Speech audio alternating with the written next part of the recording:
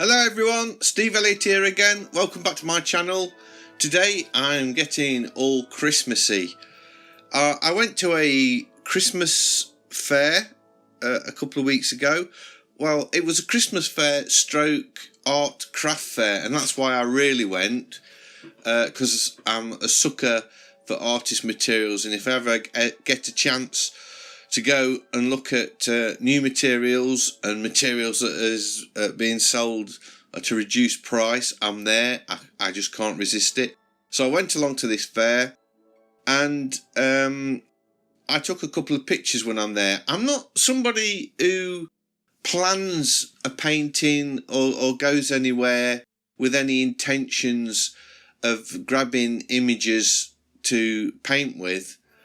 I'm much more of an opportunist. I will go along. In fact, I'm very lazy, to be honest, and I'd love to be able to get up really early in the morning and get a camera out and get the sun rising, or stay out late and watch the sunset or the early mists in the morning and all that kind of thing. It'd be great if I could motivate myself like that, but I'm just not that kind of person, really.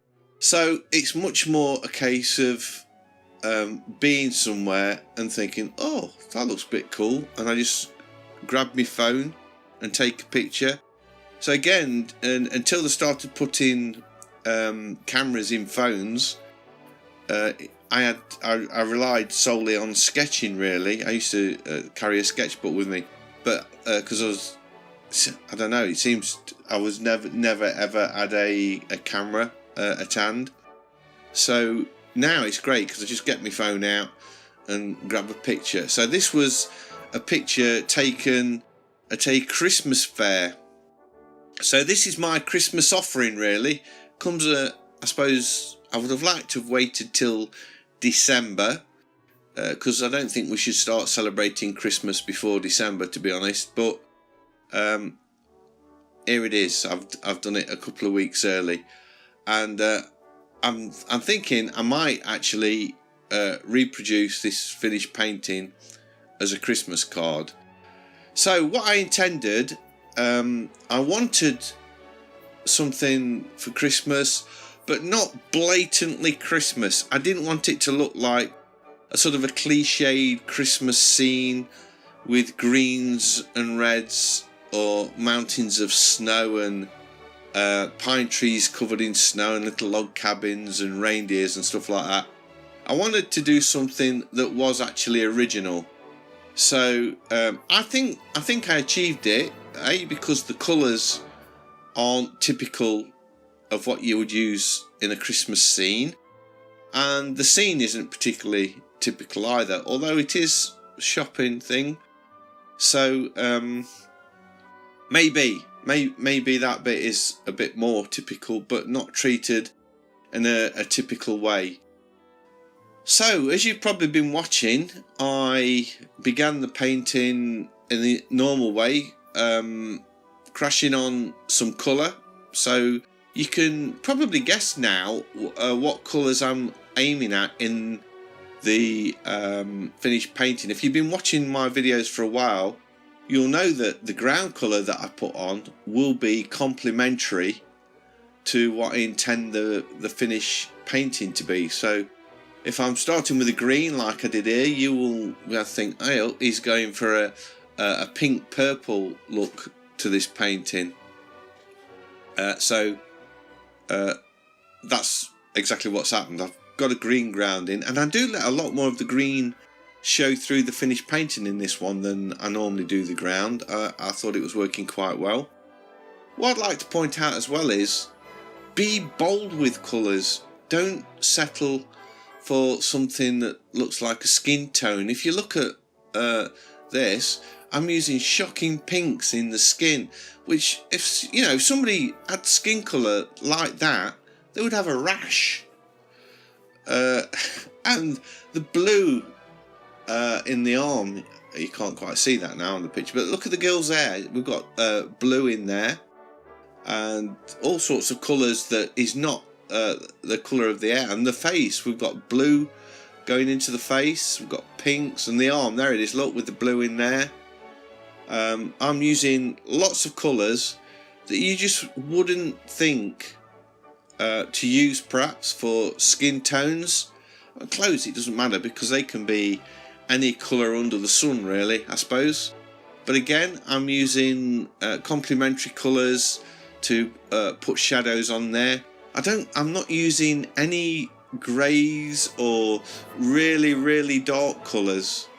I'm using bright colours for shadows.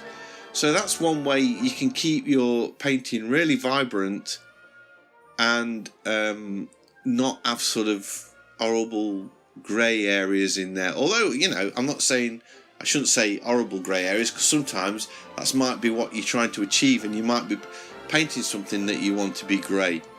For example, if I was doing a stormy, rainy town scene, I might go for greys where the sort of rain's lashing the pavement or something like that. So it is, you know, it is appropriate in times. But this one, I did want it to be colourful because it is Christmas at the end of the day.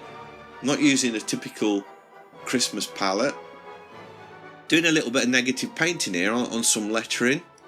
You'll see on a rucksack, and it says love. So I'm just letting the colours underneath shine through.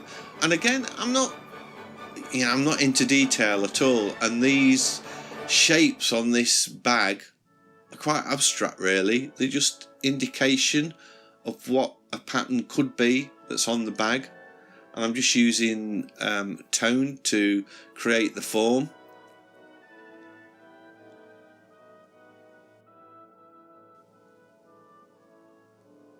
Just sort of selecting colour. You'll notice I keep using the colour picker. When I first start the painting, I'm using the colour picker all the time. I'm using the palette. I don't use the disc thing unless I just want to slightly adjust the tone of a colour off the palette. So I select the colours off the palette.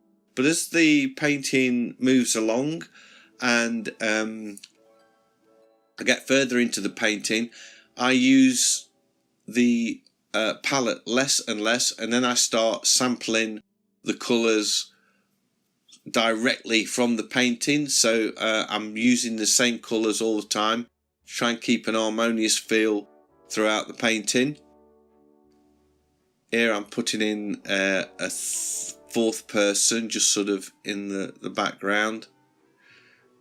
Again, I don't want to get into detail. I start messing around with it and putting quite a detailed face in there, and I'm thinking, why am I doing that? Yeah, this is sort of not really crucial to the painting. I could have put a vase in there or anything really. So I think I do knock it back a bit later on. I don't think this is a family shopping. I think the two girls are looking at the stall and their mother or parents are somewhere close, and the other lady is just somebody else that's reaching up to pick something off the stall. It really is a fantastic market actually. I really enjoy this place. I go every year. If you're in the UK, it's at the NEC, the National Exhibition Centre, and it's usually I think it's the first week in November or the first weekend. And there's everything there. There's loads of crafters there, so they're all selling their Christmas wares and the stuff that they've been making over the year. There's people there that do sort of specialist food products and cheeses and things. So it's great for picking up Christmas presents. And then there's like loads of craft stores where you can get papers and stamps and die casts and machines for cutting out vinyl and things like that. Everything that a crafter could wish for, little beads and things for the cards. And then there's a section for artists where they've got the paint materials and the pens and the nibs and papers and sketchbooks. I come away on with a pile of new sketchbooks because I love sketchbooks. I can't get enough of them. And I bought myself some new nibs for pen and ink. That's my new thing now. I'm into pen and ink as well as well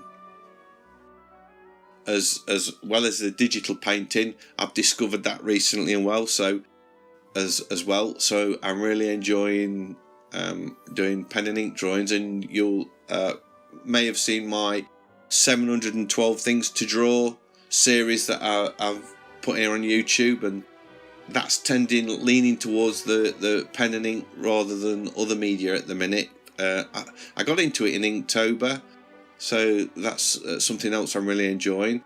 But I'm really enjoying the digital painting. I feel like I've come on so much, as you all know. I'm fairly new to digital painting, and I've sort of recorded my process of how I've developing the skills digitally. I'm not delving massively into all the techniques that you can use digitally. I'm not using a lot of layers because that's not really appropriate for the style I'm painting in. I want to create another layer over an existing layer.